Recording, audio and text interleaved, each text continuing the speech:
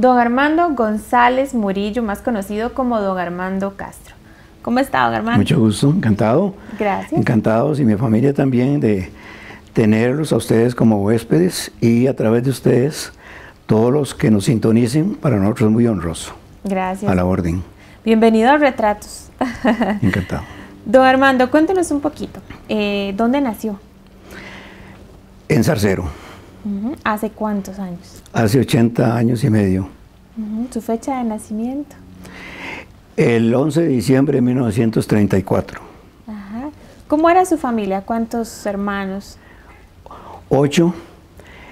Y tengo una fotografía que por situaciones de tiempo no la puedo presentar, donde vivíamos. Nosotros vivimos en la casa de mi cuñado Eliomar Villalobos, que está en el costado norte del Centro de Salud.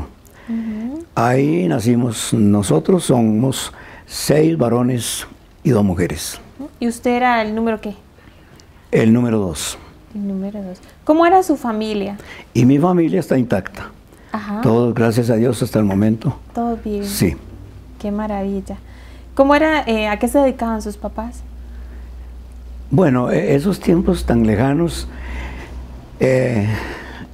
no es sino cuando pasa el tiempo que nos venimos dando cuenta de ese pasado de nuestros padres. Mis papás pertenecían a familias de modestos recursos económicos, especialmente mi padre. Mi madre sí heredó esa propiedad que acabo de mencionar, y donde está el centro de salud y donde está el seguro en este momento vivía mi abuelita, la mamá de mi mamá. Ellos procedían de un lugar que se llamaba, y aún se llama, creo, El Jilguero, que está ahí por Los Ángeles, por La Brisa, por ese lado. Mi papá procedía de una familia también numerosa, pero para contestar tu pregunta, sobre todo en cuanto a la madre, oficios domésticos, ¿verdad? Y tener muchos hijos. Eran otros tiempos, ¿verdad? En ese tiempo tan lejano, la mujer era cuestión de parir y atender las obligaciones propias de su condición de mujer. No fue sino hasta 1949 que se le dio el derecho al voto. Muy importante eso, y con eso comenzó a emerger, a surgir, a levantarse la mujer y a tener un papel más protagonista como el que tenemos ahora. Entonces mi papá vivía así como de agricultura informal. Ese era el tiempo de los cercos. Cada casa tenía un cerco, ahora eso desapareció. Y tener un cerco significaba tener un cañal, algunas hortalizas, una mata de chayote, que eso era imperdonable, árboles de durazno, unas cuantas gallinas y una vaca por lo menos para la leche. Entonces, así era como sobrevivíamos, porque ahí sí que cabe el término sobrevivencia.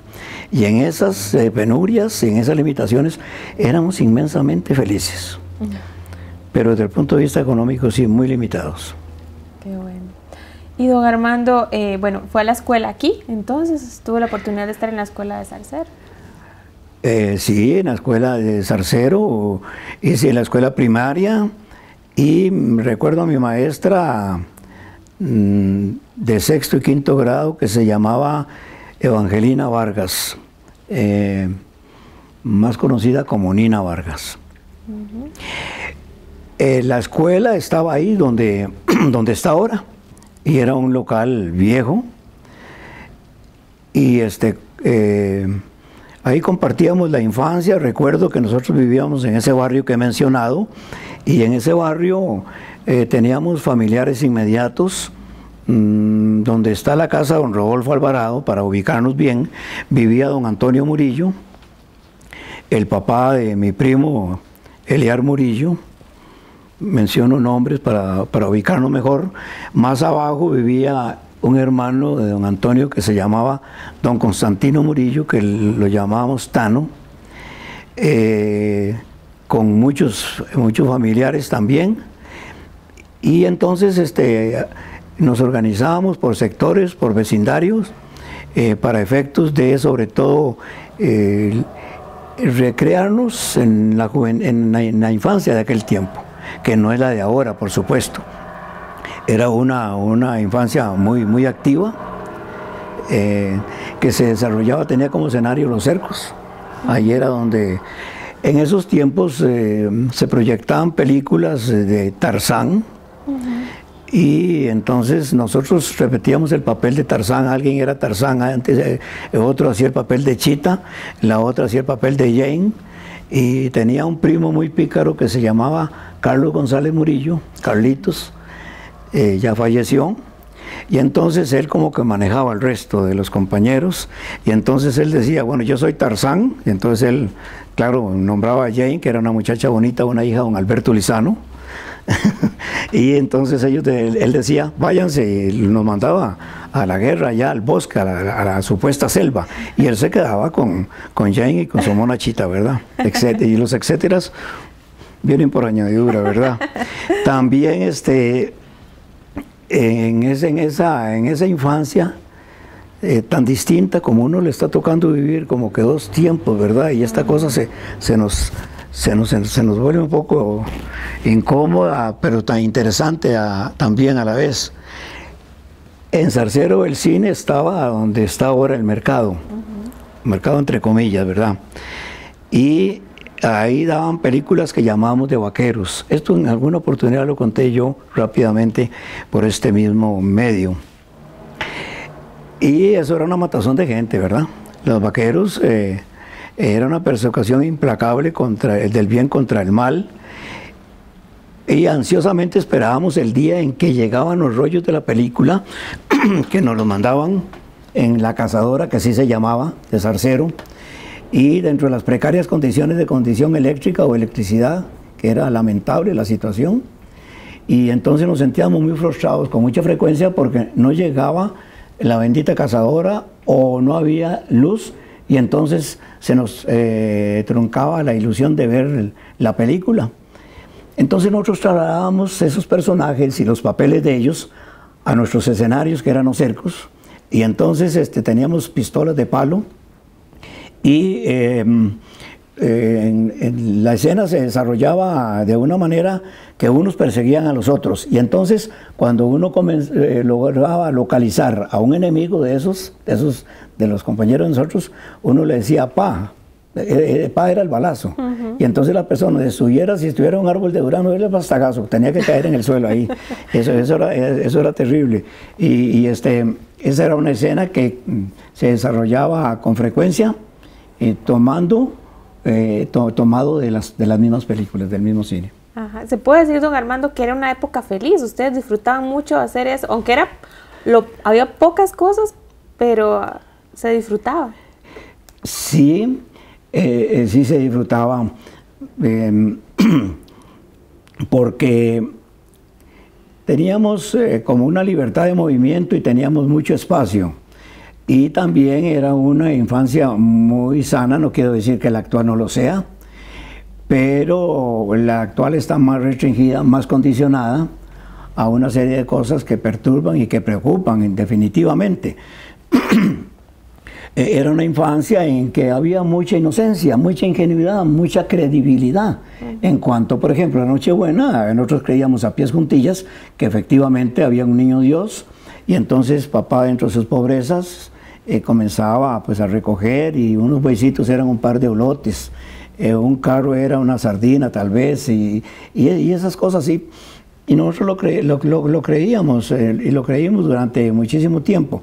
Entonces, eso contribuía a dar esa felicidad.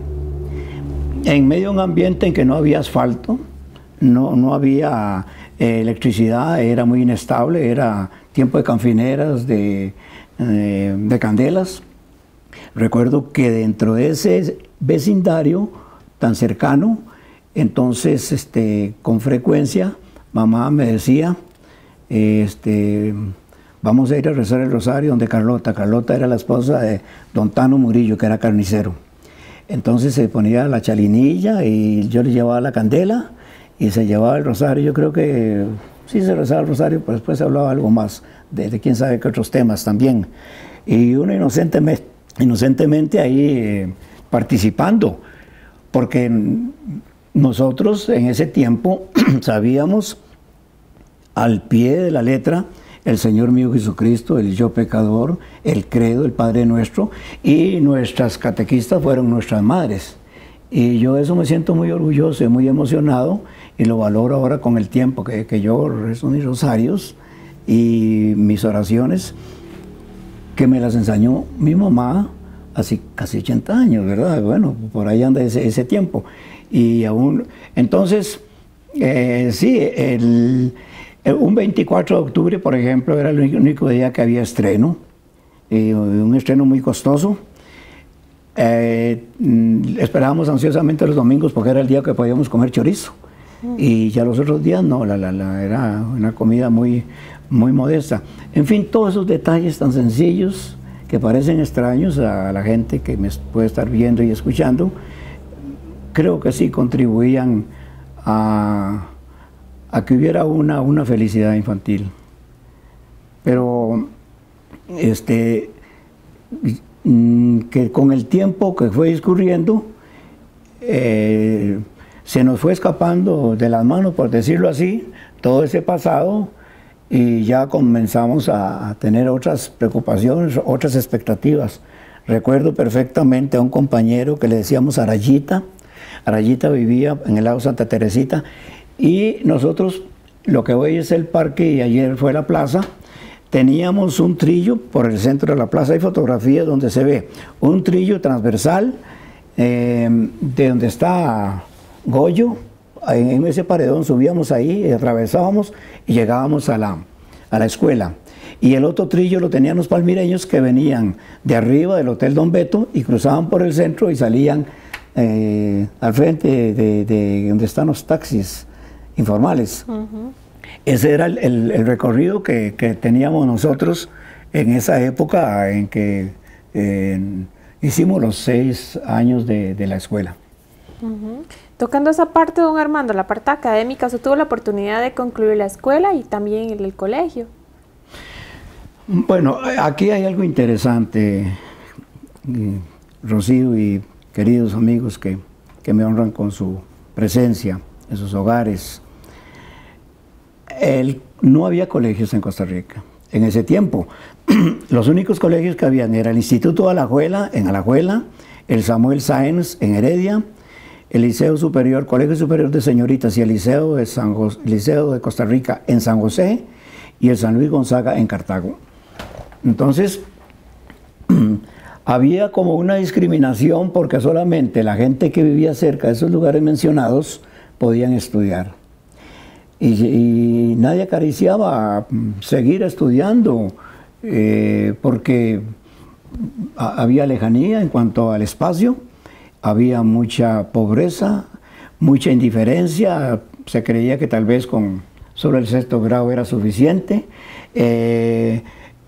había conformidad en cuanto a que se sabía leer y escribir las tablas de multiplicar, las operaciones fundamentales y algo más, pero no había más crecimiento intelectual en ese aspecto. Entonces, hay una situación interesante que ocurrió en nuestra familia, que no puede pasar inadvertida para nosotros nunca, y es que la abuelita materna de nosotros, ya mencionada, que venía del Jilguero, con su esposo, nuestro abuelito de nombre Tito, manco de ambas manos, tenía un trapiche él y trabajando en el trapiche le ocurrieron accidentes y quedó nada más que los muñones de los brazos, ¿verdad? Tuvieron que venirse, trasladarse de ese lugar al centro zarcero, que eso eran distancias grandes en ese tiempo. Es que el mundo se hizo pequeño, ¿verdad? Y cada vez se hace más pequeño. Y venía con un hijo enfermo, con una enfermedad que era desconocida y que al paso del tiempo nos hemos dado cuenta que lo que él tenía era una artritis reumatoide. Pero a mi abuelita le dijeron que eran otras cosas y había antes mucha superstición o cosas de ese tipo, ¿verdad? Y bueno, lo cierto es que mis abuelitos vendieron en Tapesco, se vinieron a Zarcero y compraron esa propiedad donde está el Seguro Social. Todo eso para atrás, lo que llamamos la montañita, el higuerón, hasta abarcar donde está ahora el centro de salud y donde está mi cuñado Eleomar Villalobos. Estando en Zarcero, le dijeron a ella los médicos que tenía que buscar un clima caliente por su hijo, Chalito. Gonzalo, nosotros le decíamos cariñosamente Chalito. Y entonces pensaron en Alajuela. Se trasladaron a Alajuela, allá en medio de grandes dificultades. Se ubicaron allá y estando en Alajuela le dijo un doctor que se llamó Onofre Villalobos, vivía ahí al costado norte de la iglesia de la Agonía, que el problema de nuestro tío era cuestión de reposo, que guardara cama unos cuantos días y después se recuperaba. Pero no fue así. Cuando pasó ese tiempo que le señalaron, ya él no pudo levantarse de la cama y ahí siguió. Pero entonces aquí es donde viene la cosa interesante. Mi abuelita, con las limitaciones que yo creo que ni escuela tendría, pero sí era como una emprendedora a su tiempo, en ese tiempo. Esa visión de ella de cambiar abruptamente el campo por la gran ciudad, con todo lo que eso significa, ¿verdad? Resulta que en la casita que ella alquiló sobraba un cuarto. Entonces ella llamó, no llamó porque no había teléfono en ese tiempo, sino que la comunicación era lo que llamamos la cazadora Zarcero, y entonces recados iban y venían, que son todas esas cartas que tengo yo y más allá que tengo guardadas. Le mandó decir a mi mamá se llamaba Dulcelina, que le mandara a Bolívar, el hijo mayor, para que estudiara en Alajuela secundaria, para bachillerato, porque ahí le sobraba un cuarto. ¿Cómo pensó esa viejita en esos tiempos, con las limitaciones y todo, y con ese cambio brusco, pero rapidito nomás instalándose? Y efectivamente mi hermano se fue, estudió los 5 años, se hizo bachiller, se vino para Zarcero, y el recado ahora fue el siguiente: ahora mándeme a Armando, porque en el que seguía soy yo. Entonces yo me fui para Alajuela. El problema mío fue, hay que decirlo honestamente, porque en esto hay que ser honestos, que yo no salía del Cine Milán, que era el cine de moda, del Parque Central, que está al frente del Cine Milán. El Instituto de Alajuela es el edificio viejo que está frente al Parque Central y sobre todo Ojo de Agua. Entonces yo perdí ese año. Lo perdí, lamentablemente, dolorosamente. Cuando yo llegué a mi casa con las notas y el fracaso, entonces mamá, en otro gesto de esos que marcan un rumbo para el resto de la vida de uno, me dice: vea Armando, nosotros somos muy pobres. La única herencia que le podemos dar, fíjese esas palabras, es el estudio. Y si no, pues usted tendrá que ir a volar pala. Entonces me llevó hacia un ventanal que había en la casa, a este costado así, y me señaló toda esa serranía y me dice: usted iría a volar pala como un jornalero, porque nosotros no tenemos de qué vivir, y eso es lo que usted le espera. Esas palabras, con la sencillez de ella, pero llenas de amor, ¿verdad?, de ese don divino, de las madres, a mí me entraron. Yo volví al colegio de Alajuela, al instituto, y entonces ahí sí están, aquí sí están las notas, pero es que el tiempo no lo permite. Bueno, yo regresé a Alajuela y dichosamente asimilé el mensaje que me dio mi madre, casi es una sentencia para mí, y estudié exitosamente. Y no voy a dar los resultados de mi estudio porque tal vez parezca un poco pedante, ¿verdad? Pero cualquiera que quiera ver mis notas, aquí están, y estas puertas, como siempre, han estado abiertas para cualquier vecino del cantón, que sería muy honroso compartir con ellos documentos y cosas. Aquí están. Y yo tuve un gran éxito. Cuando yo terminé y saqué el bachillerato, el profesor Guía me llevó al parque. Me dice: Armando, vamos para entregarle su nota en el parque, en el recreo de 9 que llamábamos nosotros. Mi profesor Guía era un licenciado en Derecho, Álvaro Chacón Ginesta, excombatiente de la Revolución del 48, de la Constituyente del 49, era un hombre como de 2 metros de estatura, un tipo bohemio, galán, agraciado, con un flamante carro que llamábamos cola de pato en ese tiempo. Lo cierto es que don Álvaro, cuando estábamos en quinto año, para devolverme un poquito, me dice: Armando, le voy a hacer un reto. Yo nunca he puesto un 9 en cívica, era el profesor de cívica, en ese tiempo se daba cívica en el colegio. Pero a usted le voy a dar unos contenidos y un tiempo para que se prepare, y lo desafío a un examen oral delante de todo el grupo. La toma o la deja. Yo, un campesinito, apenas llegando de Zarcero, del campo, y metido ya en la gran ciudad, y ya con esas situaciones que me planteaba, yo le dije: don Álvaro, ¿está bien? Le acepto el reto, y me preparé y saqué el 9. Que él nunca le había dado nada. Él se ufanaba de no poner más de un 7 en las notas. Bueno, entonces él todavía me conoció un poquito mejor y se formó ese concepto. Cuando nos sentamos en el parque, me dice: ¿usted qué va a estudiar? Aquí es para ya meternos en el otro tema. Le digo: yo no voy a estudiar nada, don Álvaro. ¿Cómo que usted no va a estudiar nada? Le digo: no puedo estudiar. Usted tiene que estudiar Derecho. Usted tiene que estudiar para abogado. Ya él se había formado ese concepto por su asignatura, y le digo: no, don Álvaro, no, nada de eso hay. En ese tiempo no habían becas universitarias ni las facilidades que hay ahora. Lo cierto es que me vine para Zarcero, y ese primer año no hice nada. Se perdió el año dolorosamente. Y estando ahí sin hacer nada, me dijo el supervisor de escuelas, que se llamaba don Luis García Soto, casado con una tía hermana de mi papá. Me dice: Armando, usted no está haciendo nada, hay un permiso, y esto ya también lo había mencionado antes, en la escuela de Laguna, creo que era doña Inés Rodríguez Matamoros, la esposa de don Omar Argüello, no sé, no estoy muy seguro, que tenía un permiso por 3 meses. Y yo estaba con 20 años por ahí la edad.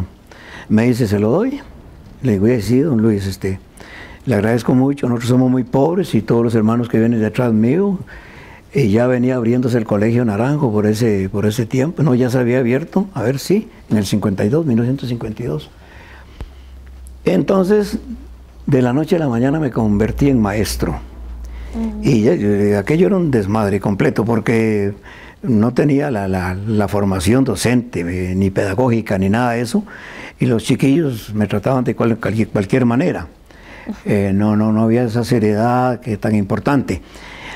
Pero me metí en un terreno que jamás yo me había imaginado que era por donde yo me iba a meter. Pero contribuyeron 2 cosas para que yo me hiciera maestro, pero vamos a terminar la idea. Termino yo los 3 meses en Laguna, en un edificio viejo donde ahora vive don Joaquín Valenciano Elías, la casa que está a un costado de la iglesia Laguna, al costado norte. Y era un edificio muy viejo, en muy malas condiciones. Y de ahí me dice don Luis: se presenta un permiso en el Congo, 3 meses. El Congo es un lugar más conocido como San José de la Montaña, es un lugar bellísimo, de una geografía increíble, es colindante con la legua de aquí, de la brisa. Bueno, eso es un sueño, que por cierto vi la semana pasada la buena noticia, que van a asfaltar todo el camino hasta San José de la Montaña, allá donde yo estuve esos 3 meses inolvidables. Y, 3 meses, sí. Ahí estuve cosechando más experiencia, y cuando terminé, entonces yo puse los pies en el suelo, y yo dije que yo no podía seguir con las pretensiones que me había inculcado don Álvaro Chacón de que yo debía ser abogado. Entonces pensé, bueno, la carrera para maestro de primaria, normalista que se llamaba, es de 2 años, relativamente económica. Me ofrecen una beca de 100 colones por mes, que es de plata. Y hay que hacer un examen de ortografía, de redacción y matemática, y el hombre presentó y ganó. Y gané, ya yo era de los estudiantes que andaba con más plata, que podía rajar con eso.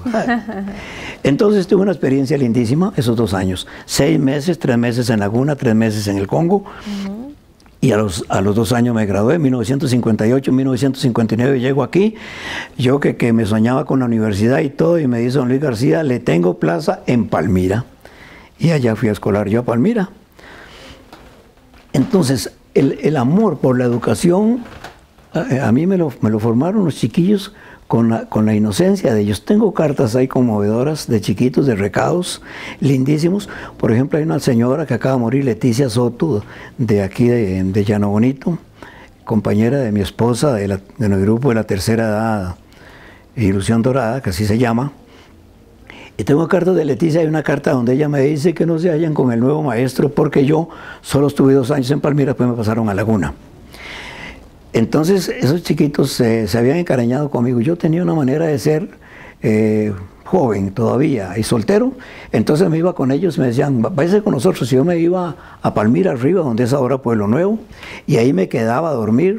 Ahí comía, y cuando era verano son unos polvazales y cuando era invierno eran unos barriales.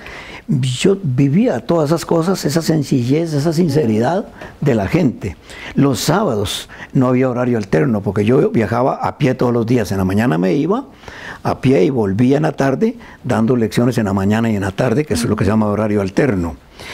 Y los sábados todavía solamente se dan lecciones en la mañana, pero tenía un grupo de veladas que se llamaba, recuerdo muy bien, a doña Fainier Alvarado, a ella, al igual que todos, con muchísima gratitud y cariño, y siempre pidiendo perdón por cualquier error que uno hubiera cometido, tal vez sin premeditarlo mucho. Y entonces yo llegaba y mamá me tenía lista para bañarme, llegaba como al mediodía, porque daba lecciones en la mañana. Y en la tarde me iba con un grupo de amigos de aquí a Palmira a preparar las veladas para el 15 de septiembre o para el Día de la Madre o para lo que fuera. Tenía un grupo de vecinos del pueblo que me ayudaban, como por ejemplo Fainier, esta muchacha, la esposa de don Jesús Quiroz, que en paz descanse. Y así me fui entusiasmando, pero las cartas son conmovedoras. Y Leticia Soto en una carta me dice, ay, don Armando, ahí le mandamos un ramo de flores y unos cromos. Vea la inocencia, lo que eso significa. Yo no me estoy fijando en letras, ni en ortografía, ni en redacciones, sino en el corazón de la gente, ¿verdad? Claro. Esa gente me afectó a mí emocionalmente tanto para que yo me sintiera ilusionado y contento con la profesión que estaba ejerciendo. Me pasan a Palmira, 59 y 60 en Palmira. Me pasan de Palmira para Laguna 61 y 62, otro lugar bellísimo, con una comunidad increíble, que siempre se ha caracterizado como es Laguna, ¿verdad? Y estando en Laguna, ya yo me he dado cuenta de que la escuela estaba en muy malas condiciones. El edificio en el que yo trabajé, después estaba el edificio al otro lado de la iglesita, pero estaba también muy mal. Entonces, yo tuve beligerancia política muchos años y en mi juventud, y se me metió tratar de usar mis influencias políticas en un buen sentido, en el sentido de ver si se podía conseguir una escuela. Aquí tengo documentos que demuestran lo que estoy diciendo. Y comenzó a pasar el tiempo, yo me había comprometido con los vecinos que iba a haber escuela, y pasaba el tiempo, era el presidente de Costa Rica, don Francisco Orlich. Ustedes ni habían nacido ni nada de esa cosa, nada por allá arriba. Y tengo cartas donde prácticamente lo regaño cariñosamente, cartas de padres de familia, diciéndole que era una barbaridad, y la escuela Zapote también, que se estaba quedando muy, muy mal desde el punto de vista político, el compromiso que se tenía, que la gente se sentía frustrada, y que por supuesto yo estaba muy incómodo con esa situación. Todas esas presiones sirvieron para que se hiciera la escuela, esa que tienen ahora. Y ahí están los papeles, y a cualquiera que quiera verlos, aquí están esperando para enseñarles y mostrarles la veracidad de esto. ¿Por qué? Porque estuve solo 2 años y no hubo escuela nueva. A los 2 años me pasaron para el Colegio de Naranjo. Estando en la escuela de Laguna, llegó el padre Armando Rodríguez, que era el cura párroco de Zarcero, uno de los curas más queridos, y era profesor de matemática en el Colegio Naranjo. Y un día repentinamente llegó a la dirección de la escuela y me dice: Armando, quiero que vaya a trabajar al Colegio Naranjo. Dígame una cosa, ¿usted escribe a máquina? Ni me preguntó por títulos ni nada. Nada más era si escribía a máquina. Y le digo: sí, papá tenía una maquinilla portátil, marca Hermes, nunca lo olvido, de latón negro, y todos manoseando la máquina aprendimos. Por cierto, ahí tengo yo una carta, la primera carta que le mandé a mi señora el 10 de marzo de 1954, donde yo le hacía la declaratoria bueno, a la que es mi esposa. 50 años tenemos aquí de matrimonio, o aguante, como lo quieran interpretar, ¿verdad? Porque los hijos se quedan así como muy pensando que será cierto o mentira, ¿verdad? No. Y entonces me dice el padre: está nombrado como secretario en el colegio de Naranjo. Nada más si usted sabe escribir a máquina. Y así tuve que dejar la escuela, también como dejé la de Palmira medio palo, contra poco tiempo, pero lo dejé con una ilusión truncada, que era la de la dirección de la construcción de la escuela. Y yo seguí insistiendo y se logró, con la ayuda de vecinos sin distingos de ninguna especie. Unos años después se logró la inauguración. Y así fue como me metí en la secundaria. Entonces el padre Armando me dice: usted va a viajar con los alumnos de Zarcero, usted va a ser el responsable de ellos, le vamos a asignar el comedor del colegio, usted lo va a coordinar, usted va a almorzar ahí con los estudiantes, no tiene que pagar almuerzo ni nada, y después viaja y se hace responsable del comportamiento de ellos. Entonces se nombró una directiva. La fotografía que acabas de ver de mi esposa con nuestro hijo Eric en brazos, de 1965. Bueno, esta que está aquí, ¿verdad? Esta fotografía. Sí. Ajá. Podemos ver que aquí detrás viene este estudiante, ¿lo ven aquí? Esto es un desfile de las tantas actividades que se hicieron alusivas al cincuentenario, ¿verdad? Es parte del aporte que dio el Colegio de Naranjo para participar en las actividades alusivas al cincuentenario. ¿Por qué? Porque teníamos una directiva padres de familia, en la que estaba don Walter Rojas, lo recuerdo a él, el papá de Rodrigo. Estaba un señor que se llamaba don Humberto Barquero, persona muy querida, ya fallecida. Y entonces cuando había entrega de notas, la actividad se hacía aquí en Zarcero. Y entonces estudiantes de Naranjo y de aquí de Zarcero preparaban números artísticos para hacer más atractiva la entrega de notas. Es decir, fue una relación de 1952. De 1952 yo llegué al Colegio Naranjo en 1963 y el colegio estaba, recuerdo, donde está una panadería Arias, que todavía está esa panadería ahí en Naranjo, como frente a Cosique, por ahí está. Y hubo una estrecha relación de ambos cantones. En 1966 ocurre un accidente lamentable, se vuelca el autobús en el que veníamos, no sé qué desperfecto mecánico tuvo, porque yo venía leyendo La Nación, el que conducía era Huir Bolaños, que más que manejar era caminar casi como decir don Nacho Blanco, o así, con gran tranquilidad, ¿verdad? No era cuestión de velocidad. Y ya algunos chiquillos tienen otra teoría ahí, de que por ahí Huir tenía su novia, y la que es hoy su esposa, Elvia, y el accidente fue terrible. El único profesor que venía era yo, porque solo yo estaba de Zarcero. Repentinamente se vuelca el bus patas arriba y yo quedo debajo de una de las muchachitas de don Elisa Salazar, en una posición muy incómoda, los vidrios reventados, las chiquillas se tiraban por todos lados, se metieron en los cafetales. Aquello fue una cosa tremenda, era como el mediodía de un sábado. Yo metí unos cafetales recogiendo las chiquillas histéricas totalmente, y luego llevármelas al centro de Naranjo. Ya los profesores se habían ido, el colegio estaba cerrado, pasarlas al Hospital de Grecia, y estando en el Hospital de Grecia llegó un profesor de nombre Arturo Barquero Sánchez, profesor de música del Colegio Naranjo, muy querido, muy recordado, don Arturo, y me dice: Armando, no seas bárbaro, no sabes cómo andas atrás con el fondillo pelado, me dice. Se me había rajado el pantalón ahí, y dice: vamos a casa, voy a meterte un trago de whisky, porque ahí quién sabe cómo estarán los nervios. Y entonces comenzó la lucha para recuperar a un alumno salsereño, que por cierto hace unos meses lo vi aquí, que se llama José Joaquín Salazar. A José Joaquín Salazar un vidrio le cortó toda la cara aquí, y ahí tengo las cartas sobre este hecho. A una chiquita de apellido Zumbado de Naranjo, la degolló aquí en esta parte, le cortó, pero la pudimos salvar. Y a una muchachita Barca, Olga Barca de San Juanillo también. ¿Por qué menciono esto? Porque estaba hablando de la directiva de padres de familia zarcereños en el Colegio Naranjo, y el presidente de esa directiva en ese momento era don Humberto Barquero, ingeniero agrónomo que tenía una siembra de quina aquí en Buenavista de San Carlos.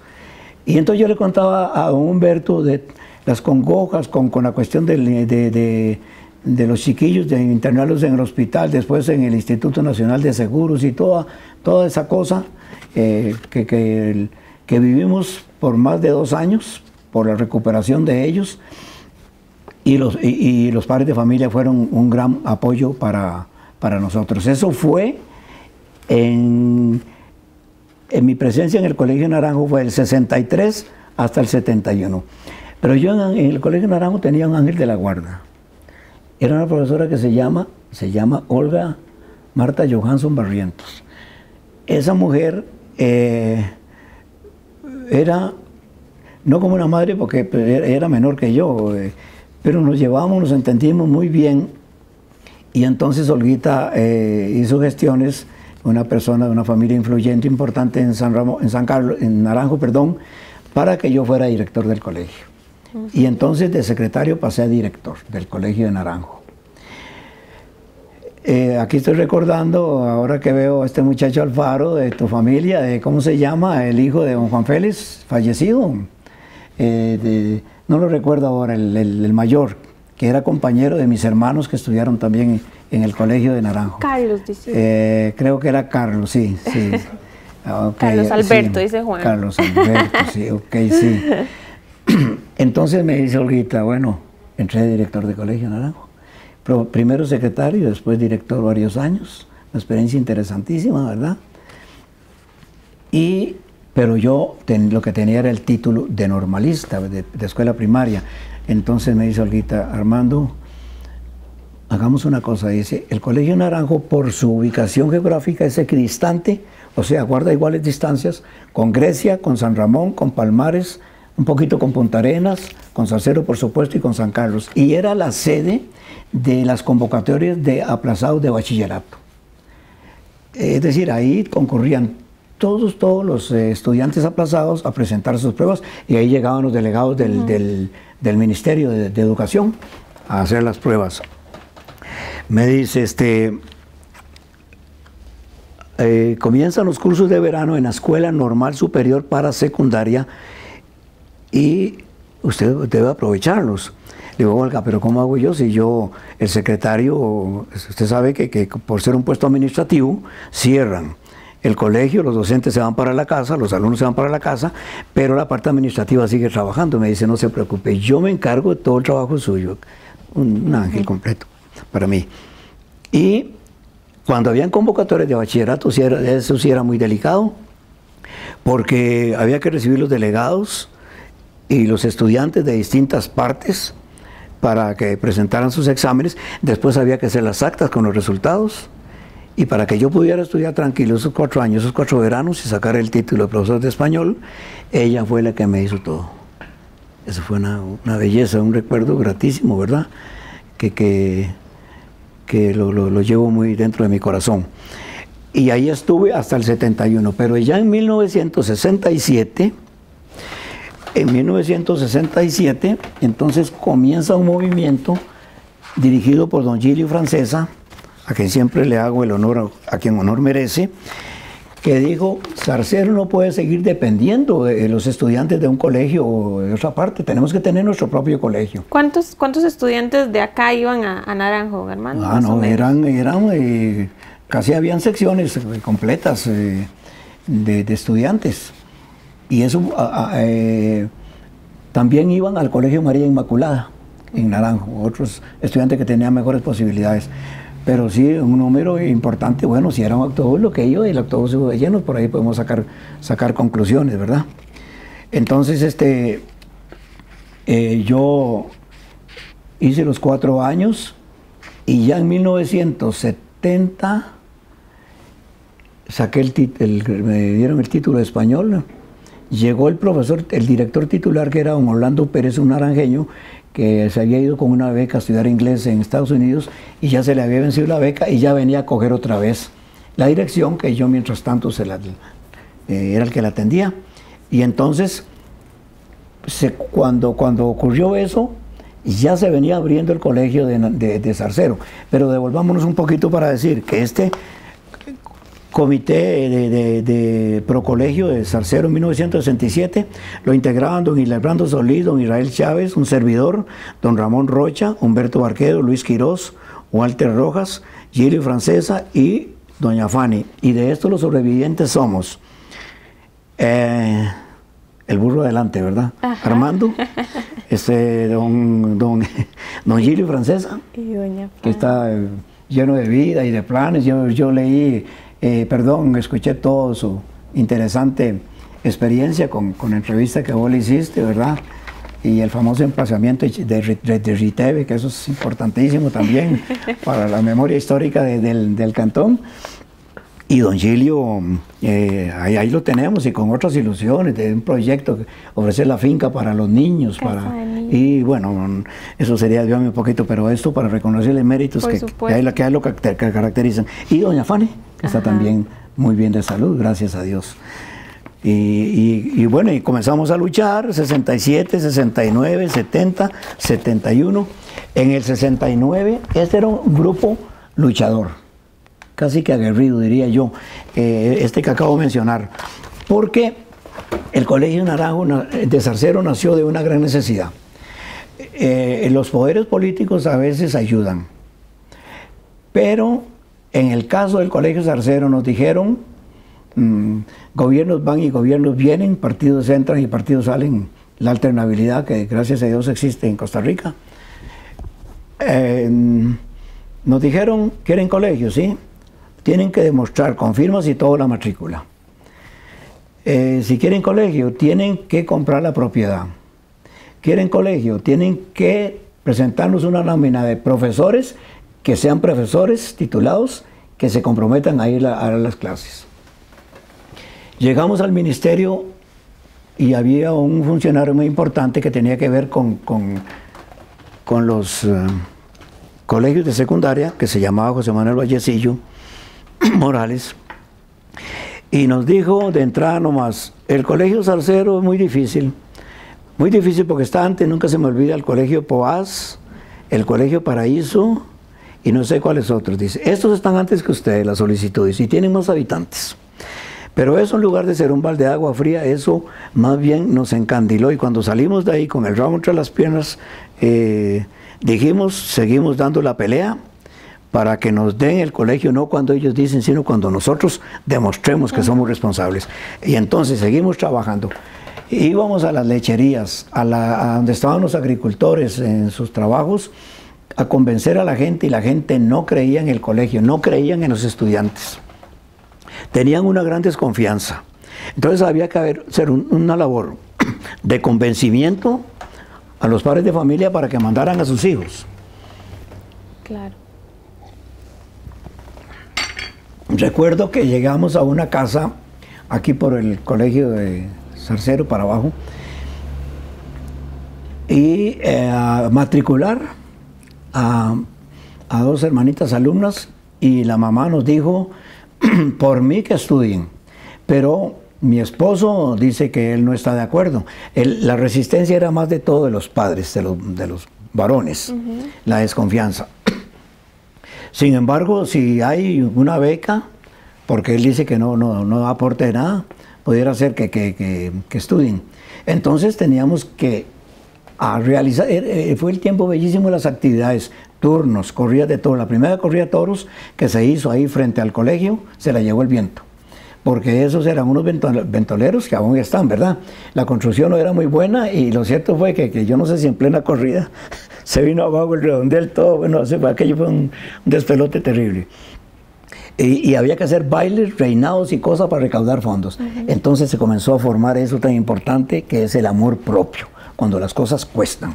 Porque cuando a uno las cosas le cuestan, más las aprecia, más las quiere. Claro. Y recuerdo que visitamos varias propiedades para comprar y resulta que los señores vecinos de este pueblo, que ya no nos acompañan en esta tierra, los más ricos eran los que nos cobraban más caro. Y el que menos posibilidades tenía, que se llama don León Víctor Solís Alvarado, que aún vive, fue el hombre que nos dijo: yo les vendo y me pagan este terreno a pagos. Yo no recuerdo si era como $500,000, una cosa así, con don León Víctor. Entonces nos entusiasmamos, sí, pero hay una contraparte de padres de familia y dijeron: no permitimos el colegio ahí porque está frente al cementerio. Vea qué injusticia. Porque ahí está el matadero, donde está ahora algo de la municipalidad. Y comienza la contra. Y hubo que ir a un debate, que recuerdo que fue después de una misa, mejor no menciono nombres, y ganamos el pleito. Nosotros ganamos la pelea, logramos convencer, y entonces ahí comenzó a construirse el colegio en el gobierno de don José Joaquín Trejo Fernández, 1966, 1970 me parece, y se hizo el primer pabellón. Y entonces comenzamos a ya luchar. Aquí hubo una profesora que yo no sé si alguien se acuerda, que se llama doña Yani Vargas, profesora de matemática, y casada con don Alexis Blanco. Doña Yani, esta es mi anécdota con doña Yani. Estábamos en el Ministerio de Educación Pública haciendo antesala para que nos atendieran, y había así un grupo de personas, entre ellas estaba doña Yani, que yo no la conocía, y conversando unos con otros, me dice doña Yani: ¿y usted dónde es? ¿De Zarcero? ¿Y usted? Ah, yo soy de Santo Domingo de Heredia. ¿Y a qué viene usted? Y ya le conté yo que yo era parte de un movimiento que se iba a ver un colegio. Ay, dice, a mí me gustaría trabajar en ese colegio. ¿Y usted es profesora? Sí, de matemática. Buenísima profesora. Claro. Una profesora increíble, ¿verdad? Y dice: yo me voy para allá. Y así fue como me traje yo a doña Yani. Yo recuerdo, había otra pareja que trabajaban por la zona pacífica, Guanacaste, se llama Limber Canales, y bueno, la profesora es la que más quiero yo, porque era compañera mía en los estudios de verano de la escuela normal. Ahorita recuerdo el nombre, qué pena que no lo recuerde en este momento. Y fui y me los convencí y me los traje para acá, porque yo había hecho una gran amistad con ella, la que ella era su esposa ahora. Ya era un matrimonio, y me traje el matrimonio completo, él profesor de estudios sociales y ella profesora de español. Estoy un poco perturbado porque estoy tratando de recordarla a ella. Y eso para decirles que yo era como muy paternalista.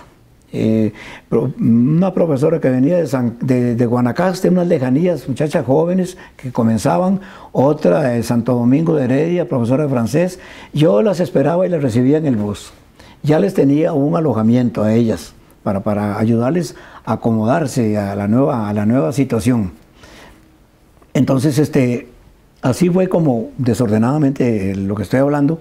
Ingresé yo al colegio y daba lecciones en la mañana en Naranjo, y en la tarde daba lecciones aquí en el colegio. El colegio aquí comenzó en la escuela de Zarcero, y en 1969, y era vespertino. Trabajaba de las 11:30 de la mañana a las 6 de la tarde. Todos los profesores muy jóvenes, comenzando la experiencia de ellos, y el transporte de estudiantes se hacía, pero pagando cada estudiante. No había la facilidad de ahora, que el transporte lo obsequia el gobierno, lo da el gobierno, sino que en esos tiempos era un poco más difícil, mientras se hacía el colegio allá donde está ahora. En cuanto al colegio de Zarcero, las circunstancias precarias en que nació contribuyó a formarle un carácter a la gente importantísimo y a los padres de familia.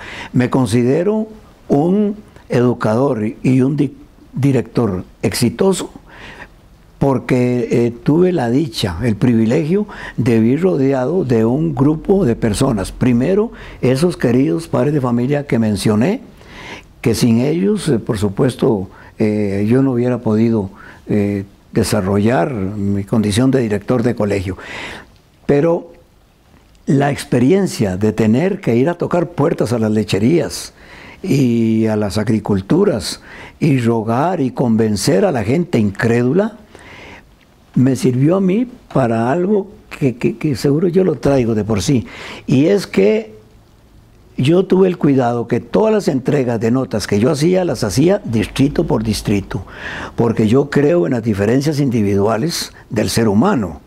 Y entonces hablemos de diferencias comunales. No reunía todo el colegio en el gimnasio, porque entonces tenía que hablar generalidades, sino que me iba con un grupo de profesores, los que quisieran acompañarme. Yo tenía un Jeep Toyota, y antes no sé si algún profesor me ayudaba, y decía yo lo que quiera, y todos se peleaban por ir conmigo. Profesores jóvenes, recuerdo a Armando Alfaro de inglés, a Julio César Mendoza de francés, a don Eduardo Araya de aquí de Zarcero, para mencionar algunos, pero eran muchos. Entonces, lo organizábamos así. Había un comité de padres de familia en cada distrito, y ese comité se encargaba de conseguir la escuela, el local donde íbamos a entregar las notas de Palmira, por ejemplo. Nada más de Palmira. Entonces íbamos a hablar los problemas de los alumnos de Palmira. No había confusión con otros distritos ni nada. Y entonces ellos se esmeraban siempre en tenernos café. Un café, ay, que ahora hay un café ahora aquí. Tiene que tomar. Un café que nos hacían riquísimos. Ya uno no sabe si era que iba por entregar las notas o por tomarse el café. Natilla, bueno, cosas riquísimas que seguro tenían ese sabor que pone el cariño, la sinceridad, la gratitud de ellos de ver que los tratábamos de esa manera. Entonces, eso permitió que nosotros conociéramos mejor a los estudiantes y los estudiantes nos conocieran mejor a nosotros también. Claro. Y un domingo de tantos le digo a mi esposa, voy a ir a conocer una familia que vive allá en el Bajo de San Ramón, porque venían de San Ramón unas muchachitas que una de ellas vive aquí en Tapesco, muy pobres, muy capaces. Recuerdo a don Marco Montero, que en paz descanse, que era un profesor muy querido, primero fue maestro en la Escuela de la Peña, y entonces nos fuimos en el bus. Yo me fui con mi esposa, tantos años hace que yo no recuerdo si éramos solo nosotros, y no sé si con las hermanas de ella, algunas partes, y ya en una terminal, parte del camino, le digo, aquí los dejo. Entonces me dice mi señora, ¿por qué? Pues nos deja, porque voy a ir a conocer una familia, cómo es que vive, ellos, en las condiciones en que viven. Entonces comencé a desandar ese camino que ellos andaban todos los días,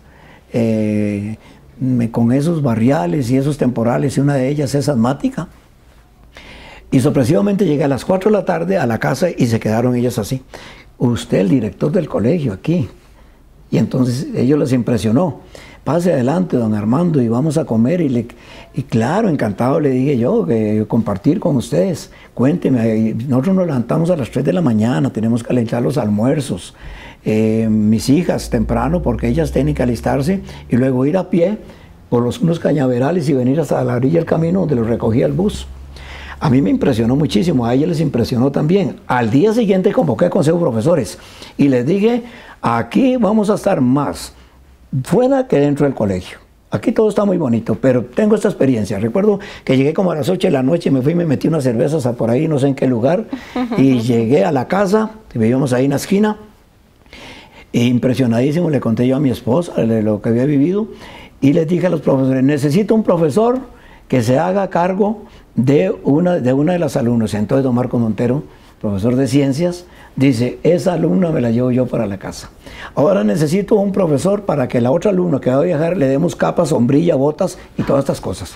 Y todo se le dio. Y entonces el personal comenzó a cambiar en el sentido de fijarse más en el alumno, no solamente por su rendimiento, por su puntualidad, sino en el ser humano y qué había detrás y alrededor de él.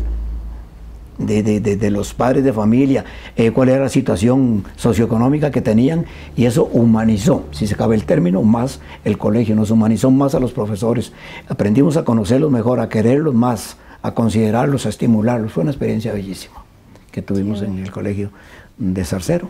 Y eso lo mantuve yo hasta terminar en el año 86 y tengo 29 años de pensionado.